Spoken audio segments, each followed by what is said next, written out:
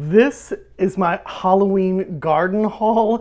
So I do not live in California. I live in the Washington, D.C. area, and it is just a few days before Halloween, and I am still pulling all sorts of goodies out of my garden, so I thought I'd share. I themed my garden this year after Elvira, so I called it my Elvira garden, just meaning that I grew lots of vegetables that were dark.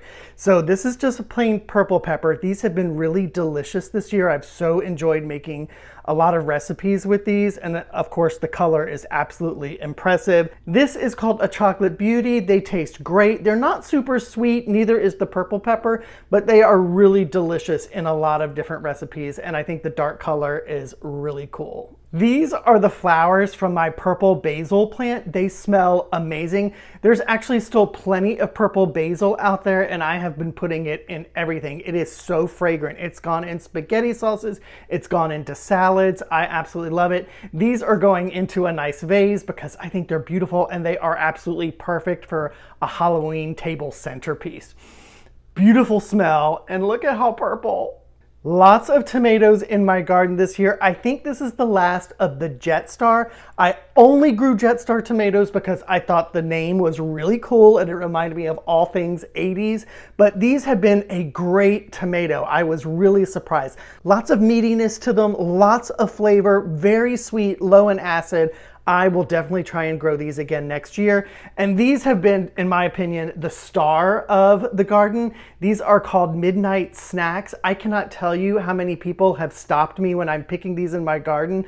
My tomato plant, the midnight snack tomato plant, is actually in my front yard. So people stop me and like, what is that? Is that a tomato? Because it's so dark. And some of the ones that I'm getting now that it's later in the season, they are completely black. I mean, and they're absolutely delicious. Again, like the Jetstar, they're tons of tomato flavor, sweet tomato flavor, and very low acid. I cannot tell you, as a 50-something-year-old man, the low acidity has been very much appreciated. But these are kind of the star of my Elvira garden for sure because of the dark color and the crimson red. Oh, so perfect. This is a giant Marconi pepper. I have grown these for a few years now, and I will continue to grow them mainly because of their size. This is not even the biggest one that's come out of the garden.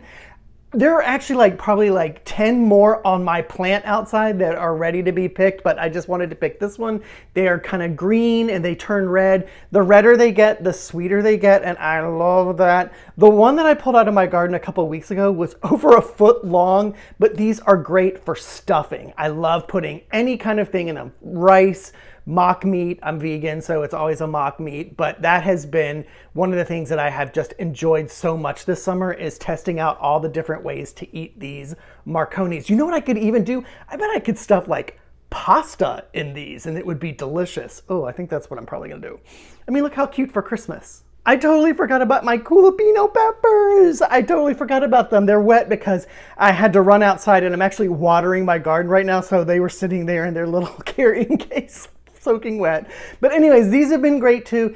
These are supposedly heatless jalapenos. I did a taste test earlier in the season. I was like, oh, they just taste like green peppers. But I tell you, the more the season has gone on, I do taste more and more of that jalapeno flavor without any heat, and that has been really great for me. I enjoy the heat of a jalapeno a little bit, but again, with no heat, you can add these to all sorts of things. Because I have like a bunch and bunches and bunches of them outside, I'm gonna slice these up and freeze them so I can use them in stir fries and all sorts of recipes later in the year. So sad that it's almost the end of October because I am really gonna have to rip up the garden this weekend because we're getting into November and it's just getting crazy. But I have been so grateful and thankful for everything that has come out of this garden this summer. It's all been delicious, and I'm just like over the moon that I can bookend what an amazing growing season it's been with a nice Halloween haul.